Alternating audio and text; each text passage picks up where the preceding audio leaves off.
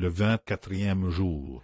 Les 7 douleurs de saint Joseph unies à Marie dans ses privilèges glorieux. Saint Joseph eut, comme elle, le cœur transpercé par 7 glaives. 7 douleurs principales sont comme les stations d'un chemin de croix que saint Joseph dut parcourir avec Jésus.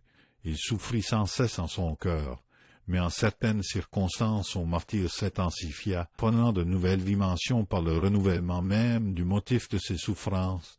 Un degré, sa première amère douleur fut l'angoisse immense qu'il ressentit en constatant les premiers signes de la maternité de Marie, alors qu'il envisageait de la quitter secrètement.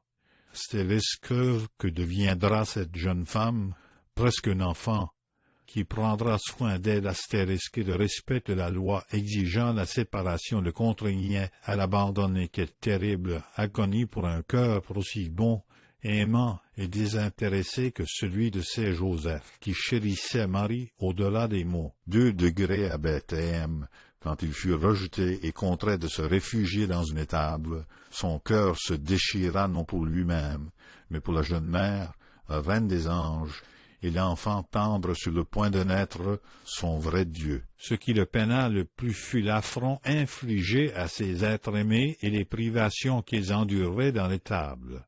Il ignorait même combien de jours et de nuits il passerait dans un tel abri misérable. Le Seigneur le guidait comme un aveugle, le maintenant dans une constante dépendance, et cette incertitude approfondissait sa souffrance. 3 degrés la circoncision de Jésus.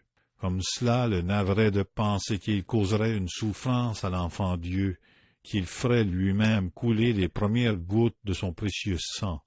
La vue de cette plaie, le sang qui s'écoulait, les larmes et la douleur de la mère divine, non, comme cela lui déchirait le cœur.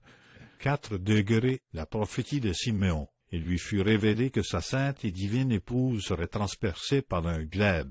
Alors le sens complet de la prophétie d'Isaïe sur les souffrances et humiliations du Messie lui apparut clairement. Dès cet instant, il porta les douleurs de Marie et de Jésus, et la pensée de leur double martyre ne le quitta plus, le tourmentant à son tour. 5 degrés la fuite en Égypte, qui pourrait sonder ses craintes et ses alarmes.